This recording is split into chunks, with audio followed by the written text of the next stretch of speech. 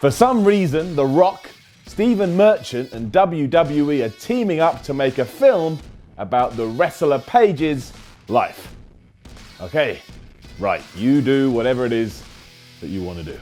Now, there's nothing wrong with this, and the Knight family story is actually quite fascinating when you look into it, so it will make great content for a movie. But when you take a step back and you look at the people involved, The Rock and Stephen Merchant, I mean, that's two talented dudes, but The Rock and Stephen Merchant, that doesn't correlate to me. That's like saying I'm going to work with Michael Jackson.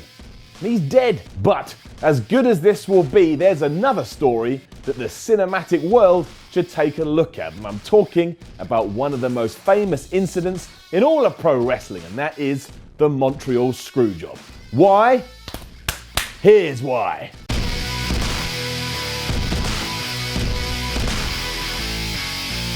It's no secret that by this point, the Montreal Screwjob has been discussed to death. I mean, if we've got to this stage and you still don't have an opinion on it, or you've never given an opinion, you're too late. It's been almost 20 years, I'm closing it down. No one is ever allowed to talk about the Montreal Screwjob again, except for in this video.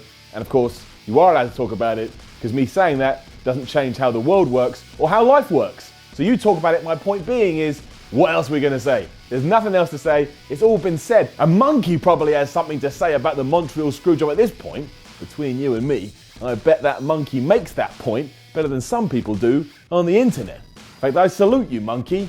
Thanks for coming. That doesn't mean the narrative at the heart of all this isn't fascinating, though, because the narrative at the heart of all this is fascinating. I told the story to someone who wasn't a wrestling fan the other day, and they looked me dead in the eye and they said, Miller, that's fascinating. It's the world of worked sports being made, temporarily, into the realest thing possible. You don't have to be a wrestling or WWE fan to understand that.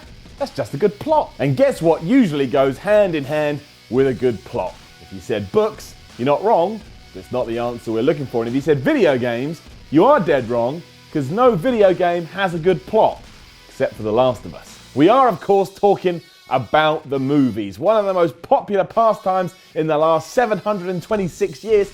People from around the globe all flock to their local cinemas to watch a good film. And that is why the likes of The Rock and Stephen Merchant are teaming up to become one ultra human being and make this product for you and for theatres across the earth. This is where the Montreal Screwjob can find life anew, though. As long as it's cast right and Steve Carell isn't put in the shoes of Bret Hart, for example, and whoever makes the movie focuses on the real life facts as opposed to going crazy with creative licensing, there's definitely something here. Bret Hart's and Vince McMahon's emotional roller coaster would be incredible up on the big screen because, to be honest, there's loads of little things you can exploit. For starters, there's the characters themselves, and that would mainly be Bret Hart and Vince McMahon, and showing how the relationship between the two blossomed, where it started, and where it ended up is just a great journey to take anybody on. Aside from underlining just how long the two knew each other, there's all the landmarks you can throw into the mix as well, like when Bret Hart first won the WWF title, or when Vince McMahon was so relieved that Bret wasn't going to go to WCW, he sat on commentary and went, alright. Done in the right way, these can all be used as great tools to show just how close the pair were, while also establishing Vince McMahon as this super duper promoter dude and Bret Hart as the #1 guy in his company. Can you see how easy this is? It's basically already a story. You've got your protagonist, your antagonist, your twist, your turn. It's gotta be done. There's different angles you can take throughout as well and show the parallels between the McMahon family and the Hart family. How one just produces loads of wrestling talent over and over, and how the other continues to take the promotion stuff by storm. It's apples and oranges, peaches and cream, snakes and ladders.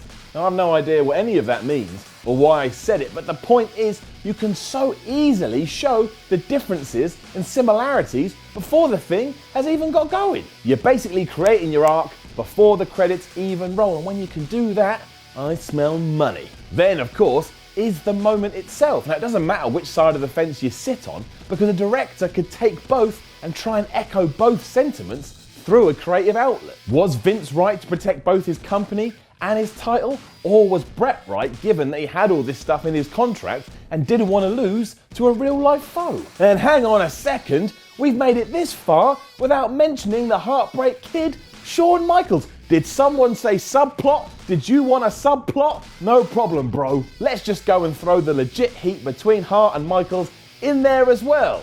And if you do that, you have to make Bret the good guy, because from an audience's perspective, it's just going to be like the world is kicking his ass, but you can still try and drive up a little ambiguity. It is possible. That is the point, however. As well as being a simple story that you can understand, you can try and divide audiences by the end of it and let them make their own mind up. Play up both sides, push that argument hard, show the fallout afterwards when Vince used the situation to take the WWF into pastures new and Bret never really recovered. It's incredible through and through. The rise of one of the greatest of all time and his sudden demise when fiction became more factual than anyone ever could have imagined. You can use that as the tagline as well, actually. Just get one of those gruff dudes with the gruff voices to say that, and it will sound really good.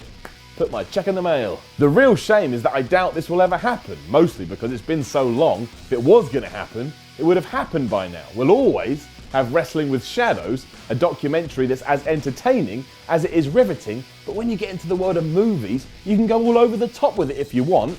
That's the whole point. Give McMahon fangs if that's what you want to do. Have him have teeth with huge fangs and horns. Do that.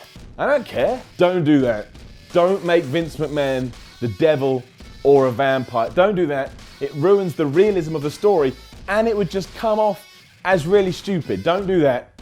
Don't do that. Please don't do that. So yeah, make that movie. Wrestling fans will definitely go and see it, and if you market it right, the mainstream audience will go along as well. Now, that's not based on anything. I've just said that out loud because you can't stop my mouth. There's no one else here. It's just me. There's no truth to it though.